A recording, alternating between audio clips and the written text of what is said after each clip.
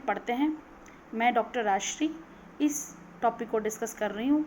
आज हम बात करेंगे 1857 के विद्रोह की असफलता के महत्वपूर्ण जो कारण थे उनकी। इसकी हम विस्तार से यहाँ चर्चा। जब हम बात करते हैं इसके असफलता के कारणों की, तो सबसे पहले बात आती है वो है कि यह विद्रोह स्थानीय, सीमित और असंगठित था। अर्थात ये कुछ क्षेत्र विशेष तक ही सीमित रहा। जैसे बम्बई और मद्रास की सेनाएं राजभक्त रही।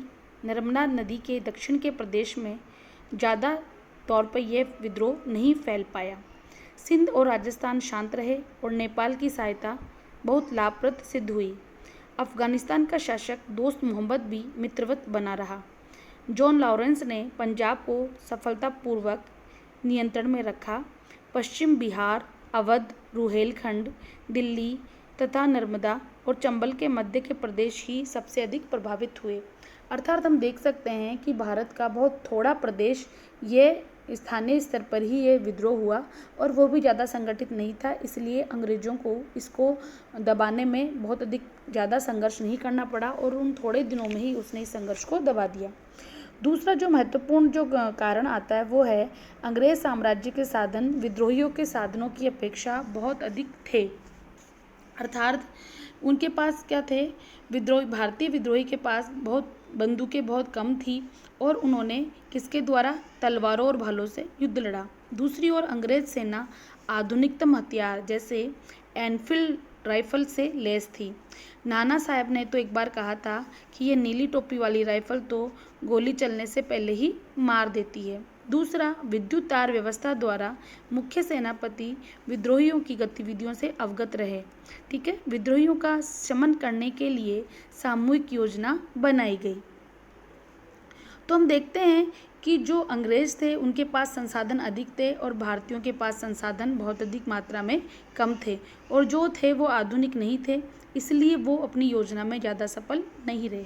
तीसरा जो महत्वपूर्ण पॉइंट जो आता है वो है कि 1857 के विद्रोह का स्वरूप मुख्यतः सामंतवादी था, जिसमें कुछ राष्ट्रवाद के तत्व विद्यमान थे। जैसे कि पटियाला, जींद, ग्वालियर और हैदराबाद के राजाओं ने इस विद्रोह के दमन करने में अंग्रेजों की सहायता की। संकट के समय कैनिंग ने कहा था कि यदि सिंधिया भी विद्रोह में सम्मिलित हो जाए तो मुझे कल ही बिस्तर गोल करना होगा। इससे स्पष्ट है कि जो देशी राजा थे, जो सामंत थे, उन्होंने अंग्रेजों का साथ दिया। कैनिंग ने बहुत बुद्धिमत्ता से कार्य लिया तथा उसने भारतीय राजाओं से निश्चित प्रतिज्ञा कर उनका समर्थन प्राप्त कर लिया। इसी कारण विद्रोह के बाद जब विद्रोह का दमन हो चुका था, अनेक भारतीय राजाओं को पुरस्कृत किया गया। जैसे निजाम को बराड़ का प्रांत लौटा दिया, उसके सभी ऋण माफ़ कर दिए गए। सिंधिया, गायकवाड़ और राजपूत राजाओं को भी कुछ पुरस्कार मिले। विद्रोह का जो गठन था वो भी ठीक नहीं था। विद्रोह के नेताओं में वीरता की कमी नहीं थी, परंतु अनुभव क्षमता, संगठन की शक्ति आदि की उनमें कमी थी। छापा मारने से जो स्वतंत्रता लौट नहीं सकती थी। विद्रोह समाप्त होने के पश्चात जो अनेक आयोग और जांच समितियां नियुक्त की गई, उनमें से किसी को भी विद्रोह के पीछे योजनाबद्ध कार्यक्रम के कोई महत्वपूर्ण परिणाम या ज़्यादा प्रमाण नहीं मिले। बहादुर शाह द्वितीय के अभियोग ने तो यह भी सिद्ध कर दिया कि यह विद्रोह उसके लिए उतना ही आकस्मिक था जितना अंग्रेजों के लिए।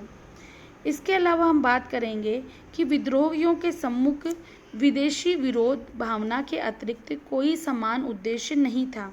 दिल्ली में बहादुर शाह को सम्राट घोषित कर दिया गया और ग्वालियर ने नाना साहब को पेशवा। हिंदू मुस्लिम मतभेद समान शत्रु के सम्मुख निष्क्रिय तो हो गए, परंतु समाप्त नहीं हुए। कृषकों और निम्न जाति के लोगों ने कोई सक्रिय सहानुभूति नहीं दिखाई। बम्बई और मद्रास में भर्ती किए गए सैनिक प्राय जितने मात्रा में नहीं थे जितनी उनकी आवश्यकता थी। सौभाग्यवश कंपनी को लॉरेंस बंधु, निकलसन, आउटरम, हैवलॉक, एडवर्ड जैसे विशेष योग्य व्यक्ति की सेवाएं प्राप्त हुई, जिन्होंने लंबा अनुभव विश्व के अनेक प्रदेशों में प्राप्त कर रखा था। उन्होंने अनेक कठिनतम युद्ध लड़े थे, लेकिन भारतीयों में ऐसा कोई अनुभवी सेनापति नहीं था जो उनके बराबर अनुभव प्राप्त कर सके। इन सब कमियों के कारण हमारा जो 1857 का क्रांति थी या जो विद्रोह था उसको वो इतना सफल नहीं हो पाया और उसको दबा दिया गया। अब हम बात करेंगे कि यद्यपि ये विद्रोह असफल रहा, इसके बावजूद भी विद्रोह में के बाद अनेक अनेक ऐसे प्रभाव पड़े जिससे ये कहा जा सकता है कि ये विद्रोह जितना जिंदा होने पे इतना फ़ायदेमंद नहीं था जितना मृत होके ये फ़ायदेमंद था, क्योंकि इसके बाद भारतीय प्रशासन में अनेक परिवर्तन आए, अंग्रेज़ों की नीतियों में अनेक परिवर्तन आए। इसको हम इसके प्रभाव या प्रमाण के रूप में इसमें देख सकते हैं। इसमें जो सबसे प्रथम बात करेंगे वो थे 1857 के भारत सरकार अधिनियम पारित किया गया और अब ऐसा कहा गया कि भारतीय प्रशासन का नियंत्रण जो ब्रिटिश कंपनी थी उससे छीनकर सीधा ब्रिटिश राज मुकुट को या ब्रिटिश क्राउन को सौंप दिया गया। अब भारत में दोहरा शासन जो था वो ख़त्म हो गया, क्योंकि इससे पहले बोर्ड ऑफ कंट्रोल होता था जो भारत के शासन को देखता था, लेकिन 1858 की घोषणा के बाद सीधा जो अंग्रेज़ सरकार थी, जो ब्रिटिश पार्लियामेंट थी, वो भारतीय मामलों के लिए क्या हो गई, उत्तरदायी हो गई।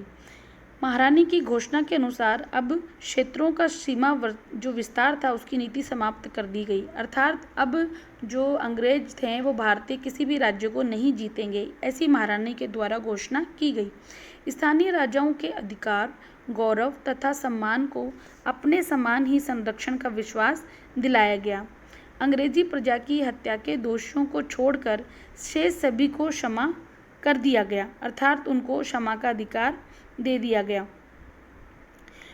अब जो तालुकेदार थे जिन्होंने बड़े विद्रोह में भाग नहीं लिया था, उन्होंने उनकी जागीरों को पुनः स्थापित कर दिया गया था।